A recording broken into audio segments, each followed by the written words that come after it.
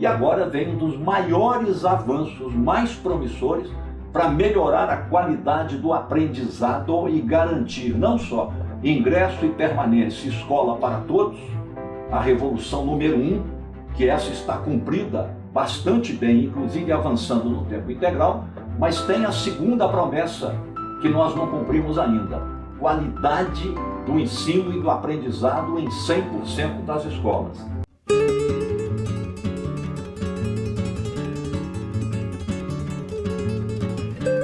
Eleito governador em Minas Gerais, Franco Montoro, um grande brasileiro eleito em São Paulo, José Richa no Rio de Janeiro, Leonel Perdão no Paraná, Leonel Brizola no Rio de Janeiro, Miguel Arraes no Pernambuco, Pedro Simon no Rio Grande do Sul, dentre outros. Então isso já prenunciava a próxima queda da ditadura e a reconquista da democracia. Em 84, a maior expressão da resistência democrática à ditadura foram as campanhas pelas diretas já no Brasil. E eu tive a honra de ter sido convidado pelo presidente do PT, o Lula, e pelo governador de Minas, o Tancredo Neves, de quem eu era amigo pessoal, porque eu era então deputado estadual, embora de oposição, do Partido dos Trabalhadores, mas ser de oposição não é ser inimigo. Sim, claro. Como infelizmente de uns tempos para cá no Brasil começou a acontecer. Ser de oposição era um convite à convivência civilizada, elegante, educada. Você divergia, mas divergia programaticamente no campo das ideias, no campo das propostas. Você não era inimigo pessoal dos seus adversários políticos, ao contrário, nós convivíamos de um modo, inclusive, fraternal. Sim. O Tancredo era uma pessoa muito elegante, muito elevada, e sempre convidando ao debate, ao diálogo, e com isso ele me convidou para ser o coordenador da campanha das diretas em Minas Gerais, eu que era do Partido dos Trabalhadores, isso em acerto com o Lula. E nós fizemos uma campanha memorável, inclusive nos interiores de Minas. Em Belo Horizonte, por exemplo, foi no 24 de fevereiro de 84, nós fizemos um comício, foi o segundo maior do Brasil. O primeiro foi o de São Paulo, nós pusemos 400 mil pessoas na Avenida Afonso Pena, da Praça da Rodoviária até o Palácio das Artes, em defesa das diretas. O Brasil estava ali. Sim. Todos os governadores, inclusive aqueles que haviam rompido com a ditadura, como Teotônio Vilela, que o Milton Nascimento celebrizou numa música em homenagem a ele, e naquela ocasião Aureliano Chaves já tinha passado à oposição, o José Sarney já tinha passado à oposição, e migraram à oposição de um modo sincero. Eles tornaram-se depois democratas verdadeiros, democratas autênticos. Os testemunhos de vida deles dizem por isso, né? E assim nós pacificamente conquistamos as eleições diretas. Ainda em 85, foi o último estertor da ditadura, a manobra do colégio eleitoral. Eles lançaram o mais corrupto dos corruptos, que era o Paulo Maluf, embora a ditadura tenha sido instaurada arguindo um combate à corrupção, e foram acusar Juscelino Kubitschek de corrupto, que foi prefeito de Belo Horizonte, governador de Minas, um dos maiores presidentes que o Brasil teve, um estadista, era tão corrupto que quando ele foi para o exílio em Portugal, porque foi preso, foi perseguido, foi humilhado pela ditadura, amigos tinham que se cotizar para enviar dinheiro para ele se hospedar e se manter em Lisboa no exílio. Esse era o corrupto, que nem dinheiro para viver no exílio ele não tinha, né? Era um homem íntegro em todos os sentidos. Então, com isso, conquistamos as liberdades democráticas, morre Tancredo, Sarney assume a presidência, Ulisses Guimarães era a liderança mais proeminente da nova democracia no Brasil, e o movimento da sociedade civil, que havia se engrandecido e se nacionalizado a partir das diretas, ocupa as ruas democraticamente e pressiona a Assembleia Nacional Constituinte para que nós viéssemos a ter uma das mais democráticas constituições do planeta, a Constituição de 1988, sob a qual nós vivemos, e Constituição que esteve gravissimamente ameaçada durante os 4 anos de governo de Jair Messias Bolsonaro, a culminar com a tentativa de golpe de Estado no 8 de janeiro de 2023. Gente, estou conversando com o João Batista Marisguinho, uma pergunta só e deu uma aula de história pra gente, refrescando a cabeça da gente. Que bom. Agora, você quando foi secretário de Educação, você foi do governador Azeredo. Azeredo. Mas também eram oposições. Ele era do PSDB? Ele é do PSDB até hoje. Ainda é. E aí, mais uma vez, prova essa possível democracia da boa convivência, né? Pois o João. Eu tive uma passagem, na ocasião, eu tive um desentendimento com o Partido dos Trabalhadores, embora eu fosse o líder mais destacado do partido em Minas, e me afastei do PT. Mas nunca tive desavenças públicas com o PT. Foi um momento, digamos assim, infeliz. E em seguida eu ajudei a fundar o PSDB, em 1988. Mas era um PSDB que dava orgulho, como dava orgulho pertencer ao PT. PSDB de Franco Montoro, que foi um dos melhores governadores que esse país teve. O PSDB de Fernando Henrique Cardoso, de quem eu sou um seguidor intelectual. Ele é um mestre em sociologia e ciência política. Eu conheço toda a obra dele e tenho uma grande admiração por ele. O PSDB de José Richa, o PSDB de Mário Covas e tantos outros formuladores de ideias. E nós vivemos desde então, já sob a égide da nova Constituição de 88, um período maravilhoso que a gente chama de os anos dourados da democracia brasileira, de 88 a 2013. Foram 25 anos durante os quais as disputas a cada 4 anos pela presidência da República se deram de modo democrático, elevado, dialógico, programático. Havia polarização, claro, em política tem que haver polarização, um pouco de fla-flu, um pouco de Atlético e Cruzeiro, senão você nivela pela média e ninguém vai saber, afinal de contas, por que estão disputando, porque não tem diferença no plano das ideias. Não. Nós tínhamos ali à esquerda o PT e tínhamos numa posição de centro-esquerda o PSDB, ambos profundamente democráticos. Centro-esquerda? O PSDB, na ocasião, era de centro-esquerda. Ele propôs o Plano Real e propunha a social-democracia. O problema é que, com o passar do tempo, ele tirou o pé da esquerda e ficou só no centro, contente com o Plano Real, que não foi pouca coisa, claro, porque a inflação era de 2.000% ao ano, e o Plano Real a reduziu a 1% ao ano. E a inflação enfiava a mão no bolso do pobre da cidade do campo e tornava o pobre mais pobre, despossuído, que a inflação agride os pobres, mas não agride os ricos, que eles sabem se defender aplicando o dinheiro que tem no mercado de capitais e ganhando com a inflação. Sim. A inflação torna os ricos mais ricos e os pobres mais pobres, aumenta a desigualdade. Então não foi pouca coisa. E coisas muito importantes foram feitas nos 2 governos de Fernando Henrique Cardoso.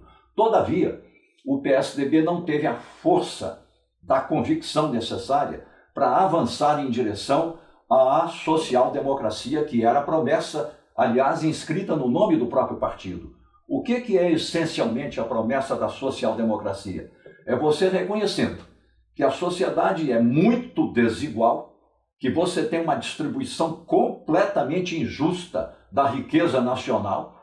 Então você introduz democraticamente, pela via do parlamento, mediante lei, uma reforma tributária redistributiva, na forma de tributação progressiva sobre os muito ricos e ricos, os ganhos na fase do imposto de renda e os ganhos sobre aplicações financeiras, os dividendos, a transmissão de heranças. Para que você tenha uma ideia, nos Estados Unidos da América, o centro do capitalismo mundial, não estou falando, portanto, em nenhum país socialista, a tributação sobre heranças é de 50%. 50%. Que a ética que prevalece na sociedade americana é a seguinte: os pais trabalharam, ficaram ricos, ganharam dinheiro, acumularam patrimônio, geraram riqueza, emprego, renda e pagam impostos. Mas os filhos não. Os filhos não fizeram por onde. São apenas herdeiros. E isso não é justo.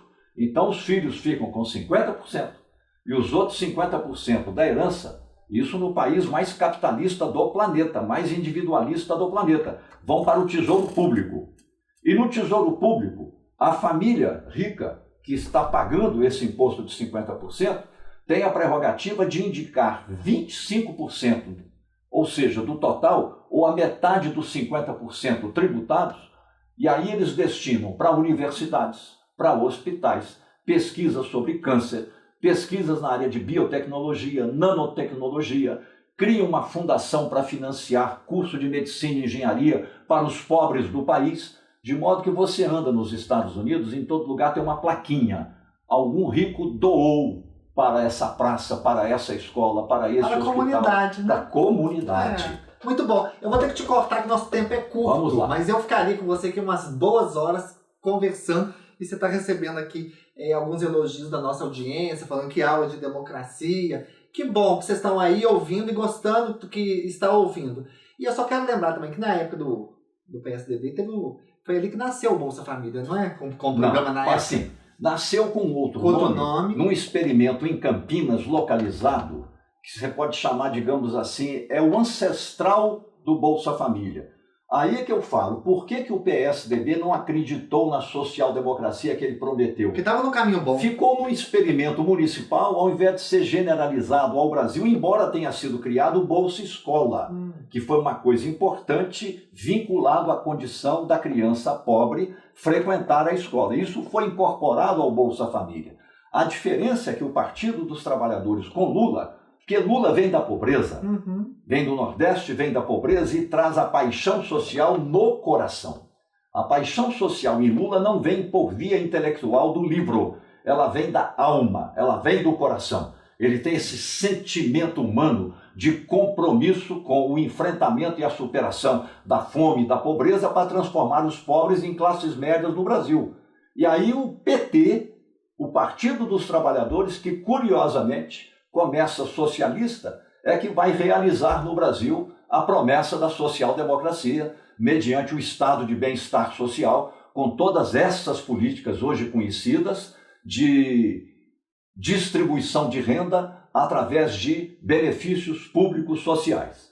Mas a nossa Constituição, é bom dizer, fundou o SUS. Olha, isso aí é... E universalizou a educação pública no Brasil, da creche, 0 ano de idade, até o pós-doutorado. Isso é realização da democracia brasileira. É o nosso maior patrimônio. Então, estou aqui, gente, com o João Batista Mares Guia, que lançou o livro Democracia, Mudança Social e Ideologias no Brasil Contemporâneo, um panorama sociológico. E aí você aqui fala no seu release que o ideal que você quer para esse livro, e está percorrendo aí o Brasil afora, é que os professores sentem, discutem, podem ler os capítulos independentemente, façam congresso com base no livro. Eu tenho 2 perguntas para você, pois não. Professor. A primeira é o seguinte: quando a gente olha hoje para a China, a gente vê que também na área da educação eles vão a passos largos. Por que nós não conseguimos um plano, e a gente está prestes a fazer novamente um plano aí nacional, revisar, melhorar da educação? Por que a gente não consegue, com tanta eficiência, porque há avanços, claro, fazer essa educação ficar mais inclusiva, os profissionais que trabalham na educação mais valorizados, as estruturas físicas mesmo ser melhores? E por que a nossa educação também não é mais atrativa? Nós temos muita dissidência, principalmente no ensino superior. As pessoas deixam de fazer o curso. Por que nós não conseguimos, hein, professor? Esse vai ser o assunto da minha palestra hoje na Universidade Federal de Viçosa. Exatamente esse assunto que você toca. Isso é verdadeiramente surpreendente, mas vendo em perspectiva histórica a gente consegue compreender. O que ocorre? Até a Constituição de 1988, isso é impressionante. A escola pública no Brasil não era uma escola pública de acesso universal. Não havia ensino médio público para os pobres e nem para as classes médias. As classes médias punham os filhos na escola de ensino médio privada, que eram, em geral, escolas católicas, e depois é que vem as escolas privadas. Até 1988. Colocava na escola pública, que eram católicas? Não, escolas privadas, que eram católicas, ou escolas privadas que eram empresariais, não ligadas a religiões. Né? Isso só vai acontecer, a universalização do ensino médio público, em escola pública, estadual, em cada estado brasileiro, no final da década de 90, em Minas Gerais, é o primeiro estado que consegue universalizar o ensino médio público. Eu falo até com alegria que eu era o secretário de Estado de Educação quando eu me deparei com a realidade, que só havia escola estadual de ensino médio em 285 municípios mineiros, de um total de 853, eu mesmo fiquei envergonhado. Conversei com o governador Eduardo Azeredo e, ao invés de investir 25%, que era o mínimo constitucional estabelecido pela Constituição de 88 em educação pública, nós elevamos o patamar a 44%. Claro que os outros secretários de Estado, meus colegas, não gostaram nada disso. Para quê? Para financiar a universalização do ensino médio público, e criamos escola estadual de ensino médio usando os prédios ociosos à noite pré-existentes nos 853 municípios mineiros. Isso em 4 anos? Isso em 2 anos, 97 e 98. O próprio ministro da Educação da época, o Paulo Renato de Souza, veio a Minas porque não é possível que vocês fizeram isso. E fizemos. Com contratação de pessoal? Com contratação de pessoal. Não havia professores para todas as disciplinas. Então nós fizemos um recrutamento. O médico, o farmacêutico, o biólogo passaram a dar aula de biologia, de química, o engenheiro passou a dar aula, enquanto nós formávamos os professores, com a ajuda, é o benefício de Minas, nós temos 11 universidades federais em Minas Gerais. Então foi uma conclamação. Olha que legal. Fizemos o PROCAP, Programa de Capacitação de Professores, inclusive a Federal de Viçosa participou. Fizemos o PROCAD, Programa de Capacitação de Diretores, as universidades todas participaram. Mas indo ao ponto, o primeiro grande movimento de mudança a favor da educação pública no Brasil se dá com a Constituição de 88, que até então, isso é inacreditável, o Brasil investia só 8% dos orçamentos municipais e estaduais em educação pública. Com a Constituição, isso foi mais do que triplicado. O mínimo passou a ser 25%. Então, isso já vai garantir o financiamento público da universalização. Em 37 anos de democracia, nós conseguimos universalizar a pré-escola.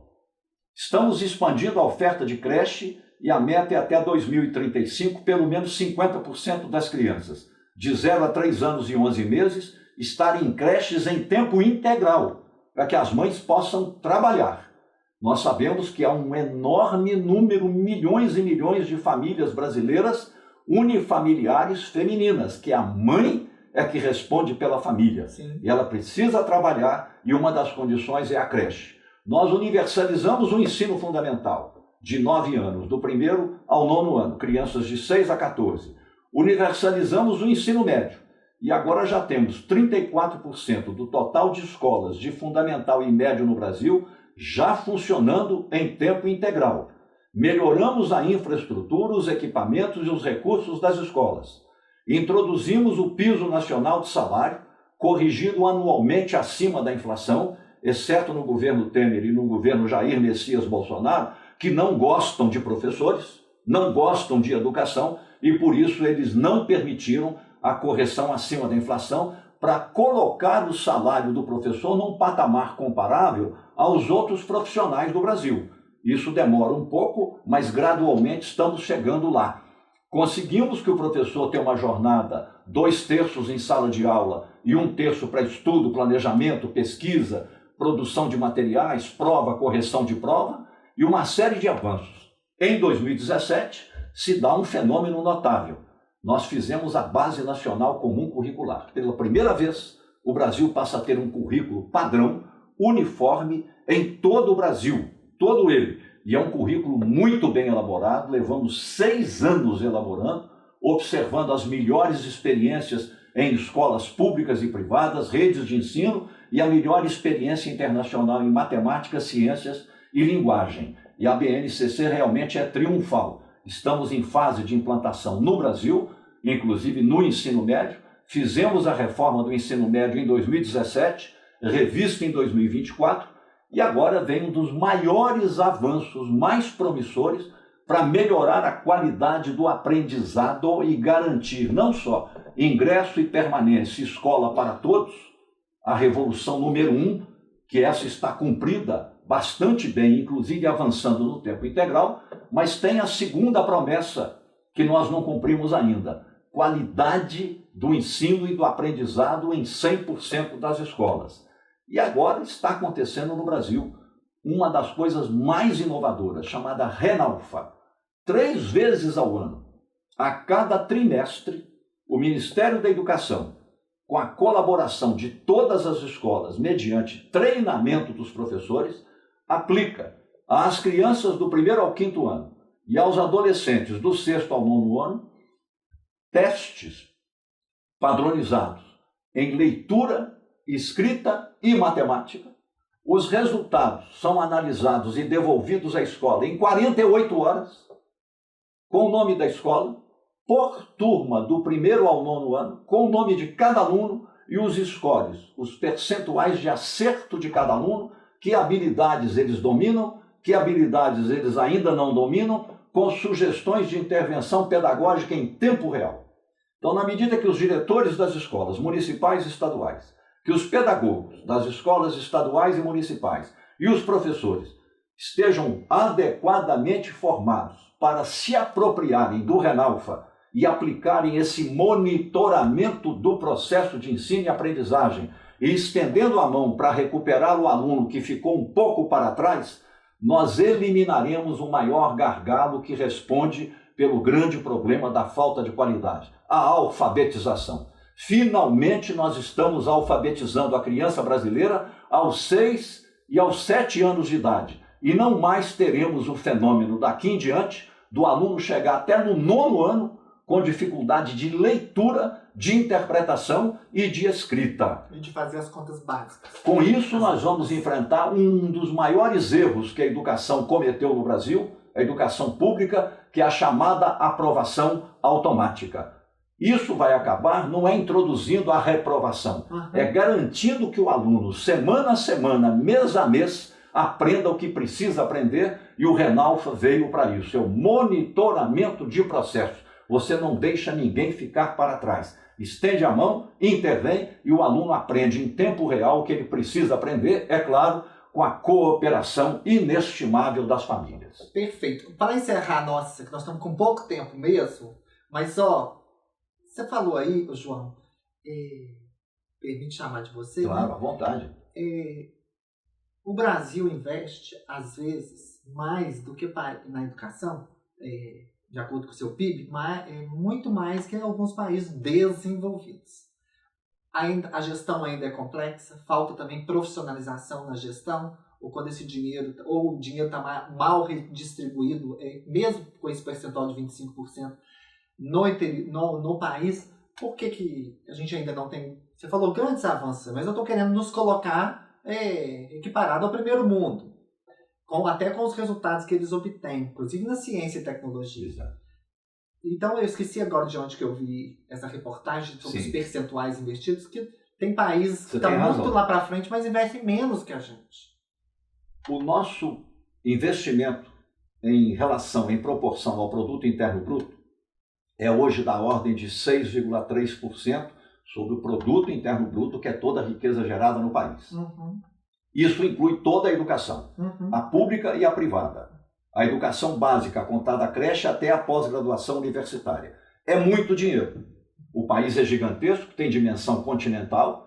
Só para que se tenha uma ideia, na esfera da educação básica, que reúne a educação infantil, fundamental e médio, nós temos somadas as redes públicas, municipais, estaduais e federal, mais as redes particulares, na educação pública até o ensino médio, mais de 40 milhões de alunos.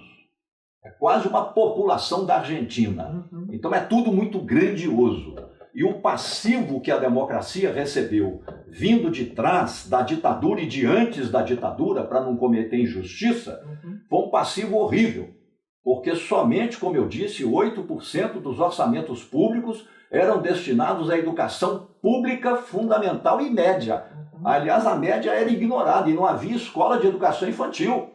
Não havia escola pública de educação infantil no Brasil.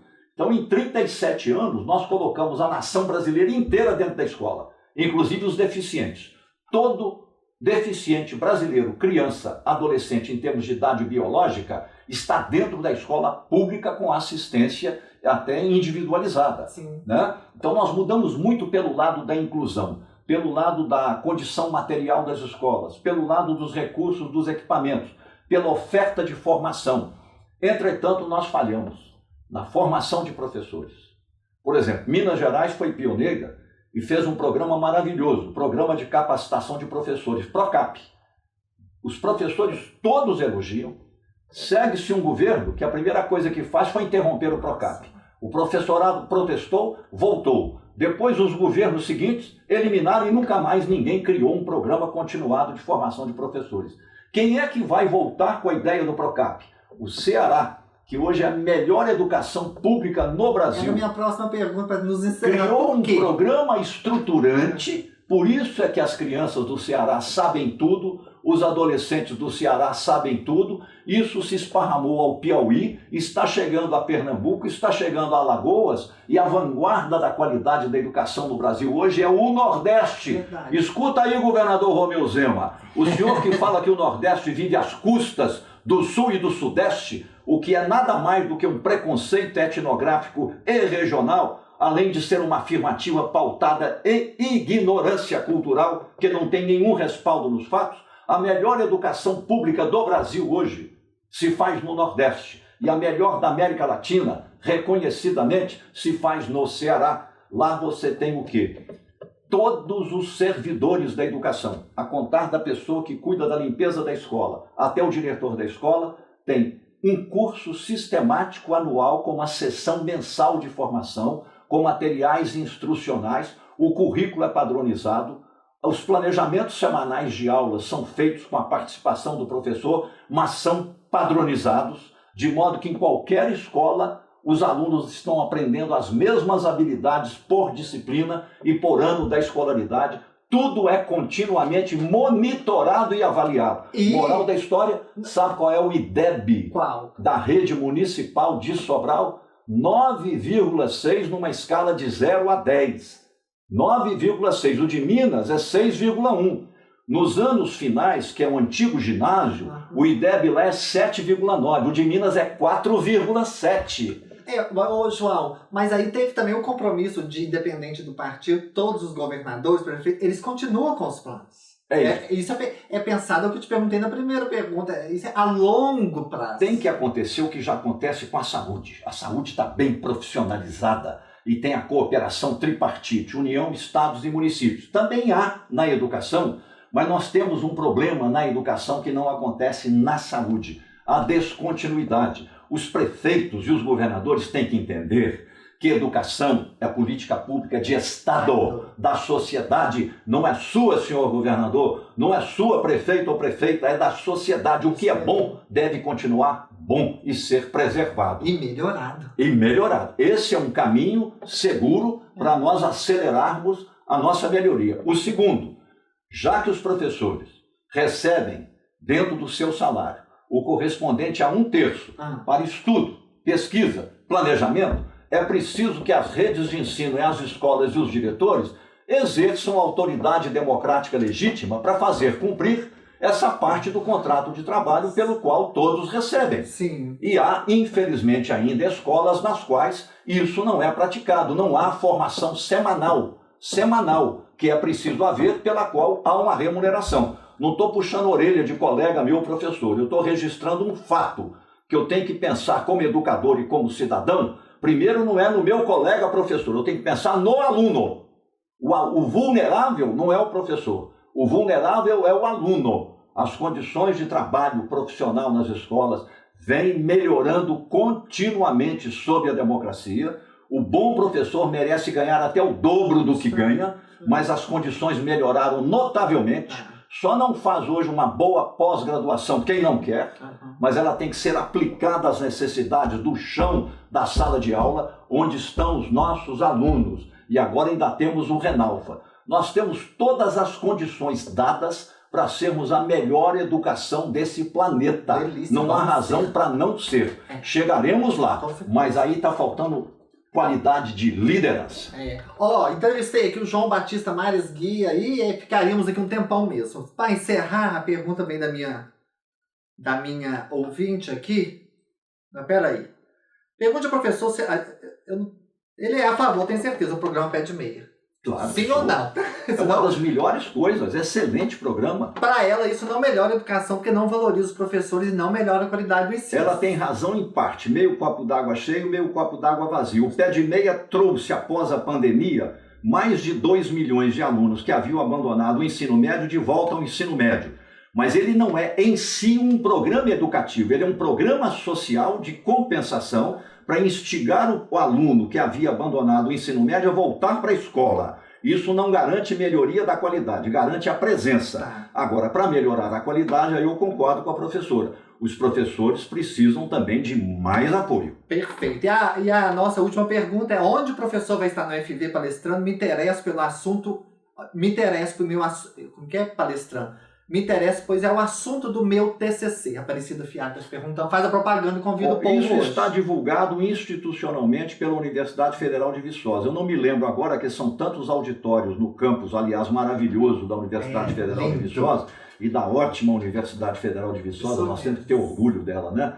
Mas me desculpe, eu não sei exatamente qual é o auditório, mas se você entrar no site da UFV, você vai descobrir às 16 horas da palestra. Está convidada. Perfeito. Professor, um abraço. Ótima palestra hoje lá na Universidade Federal de Viçosa. Eu vou pegar aqui e vou te mandar no zap, querida. Te mando aqui daqui a pouco, no intervalo. Obrigado, volte sempre. Uma honra a Rádio Montanhas te receber com tanta história. Eu te agradeço muito. Eu estou lançando lá um livro sobre a educação básica, de 1988 a 2025.